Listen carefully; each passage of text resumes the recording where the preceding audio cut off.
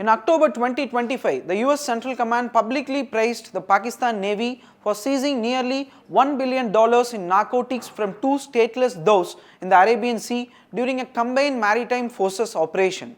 On paper, this is the story Islamabad wants the world to hear, is that Pakistan is a frontline partner in keeping drug routes off the sea.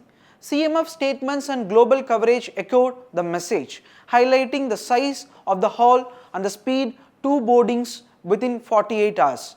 Western militaries applauded the effort, noting that stateless doves carrying crystal meth and cocaine continue to test patrols in the Arabian Sea and Gulf of Oman.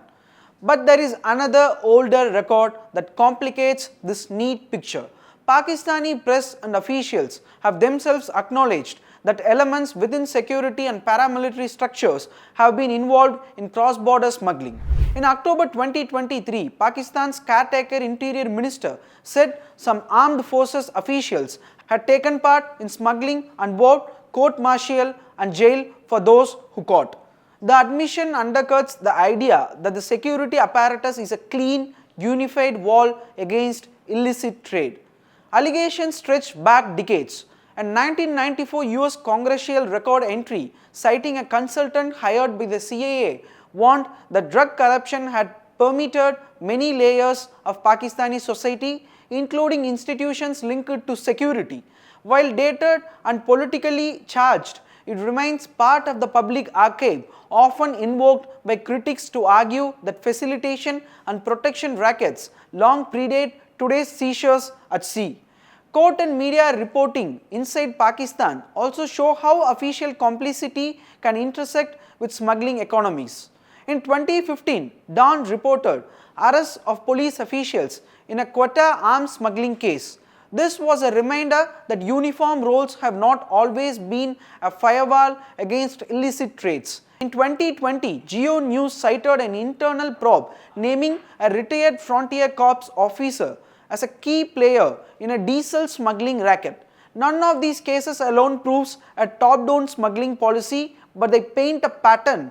Parts of the enforcement chain can become part of the supply chain. Meanwhile, the maritime route remains stubborn. UNODC describes a southern route that pushes Afghan-linked heroin and increasingly methamphetamine out via Pakistan and Iran's Makran belt on wooden doves. The boat often sail without nationality, mix cargoes and blend into legitimate fishing traffic before fanning toward Oman, the UAE or East Africa. CMF and partner navies publish the occasional giant haul.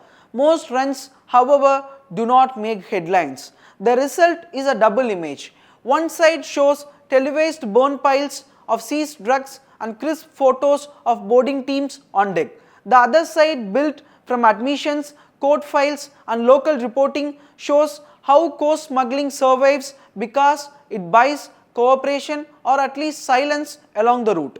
When a state both hunts and in parts helps smugglers, enforcement becomes selective and unpredictable. The system is designed to deliver visible wins and invisible waivers. This is why the October 2025 burst triggered debate in the region. Supporters point to clear benefits: fewer drugs reaching Gulf streets, stronger interoperability with partners, and proof that Pakistani crews can execute complex CMF tasks under Saudi command. Detractors counter that big seizures may also serve as public relations, a way to show action, while the broader pipeline continues, lubricated by local networks and protected relationships onshore. Both can be true at once. Gulf authorities regularly report crystal meth cases on land, the onshore end of the same chain that starts at sea. That demand makes the maritime lanes hard to close, especially when small crews can move high-value meth in volumes that fit a dove's hold.